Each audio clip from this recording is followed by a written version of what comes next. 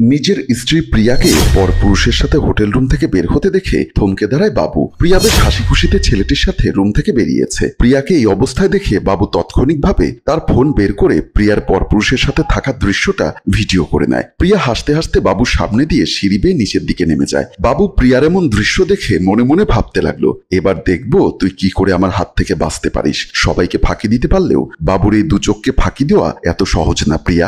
অনেকদিন থেকেই আমি তোমার এই চলাফেরার প্রতি আমার সন্দেহ ছিল, আজ তোমাকে হাতে নাতে ধরতে পেরেছি। এবার দেখবো আমাদের ডিভোর্স কে আটকায়। বাবু নিজের স্ত্রীকে পরপুরুষের সাথে হোটেল রুমে দেখে যতটা না আশ্চর্য হয়েছে তার থেকেও বেশি খুশি হয়েছে। বাবু নিজের মোবাইল ফোনে একটা চুমু দিয়ে হুররে বলে সে আবার সিঁড়ি বেয়ে নিচের দিকে নামতে লাগলো। বাবু আর প্রিয়া রাতের বেলায় খাটের উপর শুয়ে আছে। বাবু আর চোখে প্রিয়ার দিকে চেয়ে মনে মনে ভাবছে, ছি ছি, একটা মেয়ে হয়ে কি করে পারে পরপুরুষ নিয়ে হোটেলে হোটেলে ঘুরে বেড়াতে। এখন এমন ভাবে শুয়ে আছে দেখে মনে হচ্ছে যেন ভাজা মাছটা উল্টে খেতে পারে না। প্রিয়া বাবুকে এমন নিশ্চুপ শুয়ে থাকতে দেখে ক্লান্ত স্বরে বলল, কি হয়েছে, চুপচাপ শুয়ে আছো যে? প্রিয়ার মুখে এমন কথা শুনে বাবু স্বাভাবিক হয়ে বলল, না এমনিতে শুয়ে আছি, কিন্তু আজ তোমাকে কেমন যেন চিন্তিত দেখাচ্ছে। আজ সারাদিন অনেক পরিশ্রম করেছি, তাই খুব ক্লান্ত লাগছে। বাবুর মুখে এমন কথা শুনে প্রিয়া বাবুর দিকে মুখ করে বাবুকে জড়িয়ে ধরে বলল, ক্লান্ত লাগছে বলে কি আজকে তুমি আমাকে একটুও বিরক্ত করবে না? প্রিয়ার এমন কাণ্ড দেখে বাবু মনে মনে ভাবতে লাগলো, ছি কেমন বেপর্দা বেহায়া মেয়ে, সারাদিন ভাতার নিয়ে ঘুরে বেরিয়েছে আর এখন এসেছে আমার সাথে সোহাগ দেখাতে। যদি আমার বিবাহিত বউ না হতো আজ এই ভিডিওটা নিজের ইউটিউব চ্যানেলে চালিয়ে দিয়ে টাইটেলে লিখে দিতাম নিজের বরকে রেখে পরপুরুষের সাথে হোটেলে হোটেলে ঘুরে বেড়ায় এই নারী। কিন্তু আফসোস, আমার নিজের বিবাহিত স্ত্রী বলে তা করতে পারছি না। বাবুকে এরকম নিত্তেজ পড়ে থাকতে দেখে প্রিয়া বলল, কি হলো, তুমি কিছু বলছো না যে? বাবু প্রিয়াকে সরিয়ে দিয়ে উল্টো দিকে মুখ ঘুরিয়ে নিয়ে বলল, আমি খুব ক্লান্ত, আমাকে ঘুমোতে দাও প্লিজ, বলে বাবু চোখ বন্ধ করে ঘুমানোর জন্য। প্রিয়া আর কোনো কথা না বলে পেছন থেকে বাবুকে জড়িয়ে ধরে চুপচাপ শুয়ে থাকলো। পরদিন সকালে বাবুর ঘুম ভাঙলো ছোট বোন তানিশার ডাকে। তানিশার ডাক শুনে বাবু তাড়াহুড়ো করে উঠে বসে বলল, কি হলো, এত সকালে ডাকছিস কেন? ভাইয়া তোমার কাছে এখনো সকাল মনে হয়? ঘড়ির দিকে চেয়ে দেখো, এখন 8টা বাজে। বাবু তানিশার কথায় ঘড়ির দিকে চেয়ে বলল, তোর ভাবি কোথায়? তোর ভাবিকে দেখছি না যে? ভাইয়া ভাবি অফিসে চলে গেছে। এত সকালে অফিসে গেছে মানে? তার অফিস টাইম তো সকাল 10টায়। ভাইয়া আজকে ভাবির অফিসে একটা জরুরি মিটিং আছে, তাই ভাবি সকাল সকাল উঠে তাড়াহুড়ো করে অফিসে চলে গেছে। তানিশার মুখে এমন কথা শুনে বাবু আনমনে ভাবতে লাগলো, ছি ছি ছি, মানুষ খারাপ হয় শুনেছি, কিন্তু এত খারাপ হয় কি করে? নিজের স্বামীকে ঘুমে রেখে অফিসের নাম করে এত সকালে অফিসে যাওয়ার মানে কি? আমাকে কি নাবালক শিশু পেয়েছে যে আমি কিছু বুঝি না? বাবুকে এমন চুপ থাকতে দেখে তানিশা বলল, কি হলো ভাইয়া, তুমি আবার কোন ভাবনায় চলে গেছো? তানিশার কথা শুনে বাবু স্বাভাবিক হয়ে বলল, না না তেমন কিছু না, যা তুই গিয়ে নাস্তা রেডি কর, আমি ফ্রেশ হয়ে আসছি।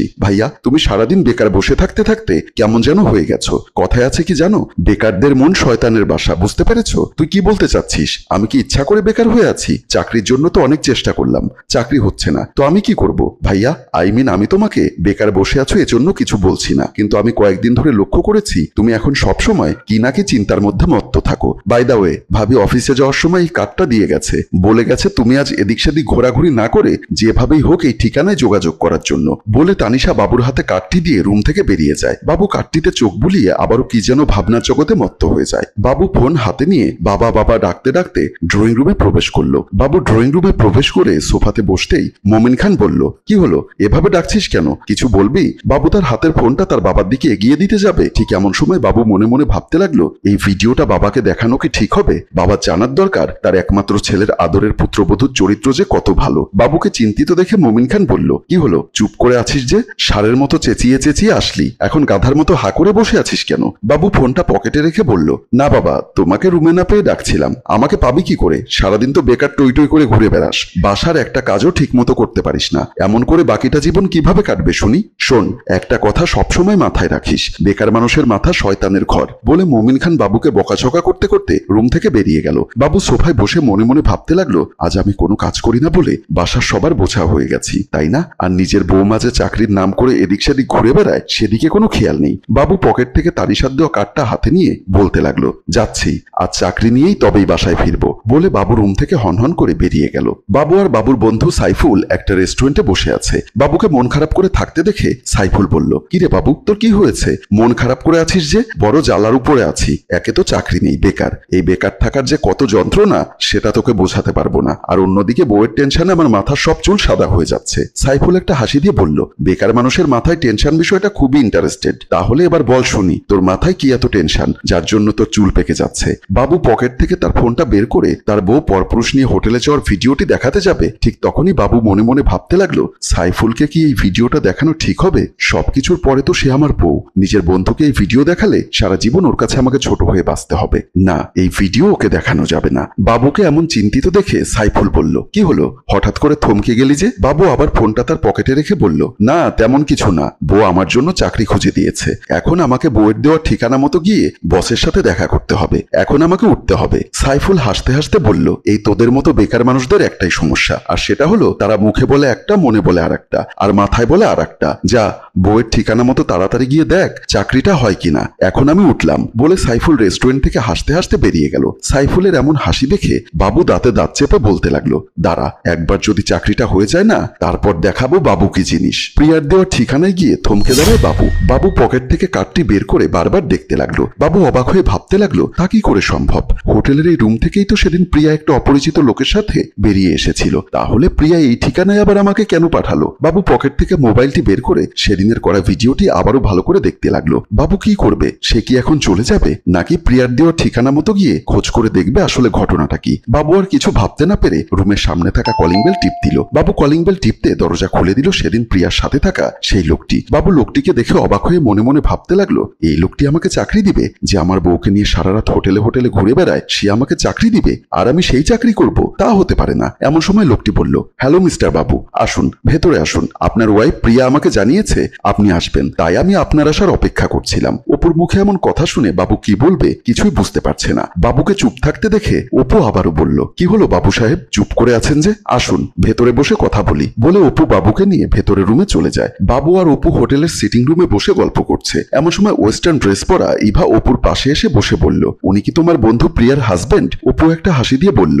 হ্যাঁ ইভা, ওনার নাম বাবু। বাবু সাহেব, ও হচ্ছে আমার ওয়াইফ ইভা, কানাডাতে থাকেন, দেশে এসেছে 10-12 দিন হয়েছে।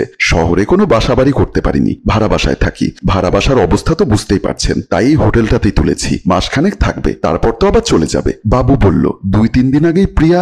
হ্যাঁ, ও আমার এখানে এসেছিল, ইভার সাথে দেখা করে গেল, আর আপনার ব্যাপারটাও আমাকে জানিয়ে গেছিল। তাই ভাবলাম আপনার মতো একজন স্মার্ট হাই কোয়ালিফিকেশনের লোক আমার কোম্পানিতে কাজ করলে আমার মনে হয় ভালো কিছু হবে। আর তাছাড়া প্রিয়া আপনার অনেক সুনাম করেছে। প্রিয়ার মুখে আপনার কথা শুনে বলতে পারেন এক কথায় আমি আপনার ফ্যান হয়ে গেছি। অপুর মুখে এমন কথা শুনে বাবু মনে মনে ভাবতে লাগলো, আমার স্ত্রী যে কিনা আমাকে এত ভালোবাসে, তার বন্ধু মহলে আমাকে হিরো রূপে উপস্থাপন করে, আর আমি তাকে খারাপ প্রমাণ করার জন্য কত কিছু করলাম। আসলে আমি মনে হয় মানুষ না, আমি মানুষ রূপী একটা পশু। না হলে এত সুন্দর এত ভালো একটা বউয়ের সাথে আমি এত খারাপ চিন্তা করলাম কি করে? বাবুকে চুপ থাকতে দেখো অপু বলল, কি হলো বাবু সাহেব, একদম চুপ করে আছেন যে? সব তো আমিই বলে গেলাম, আপনি তো কিছু বলুন। অপুর কথা শেষ হতে না হতেই বাবু বলল, আসলে অপু সাহেব কি বলবো, আমি মনে হয় খুব ভাগ্যবান, তাই প্রিয়ার মতো একটা ভালো বউ পেয়েছি। বাবুর মুখে এমন কথা শুনে অপু আর ইভা ঠিক করে হেসে উঠল। আর বাবু পকেট থেকে মোবাইলটা বের করে প্রিয়াকে বদনাম করার জন্য যে ভিডিওটা করেছিল সেই ভিডিওটা ডিলিট করে অপুর সামনে প্রিয়ার নামে একটার পর একটা সুনাম করেই যাচ্ছে।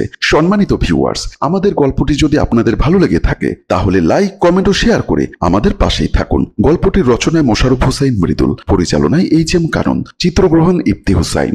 ধন্যবাদ।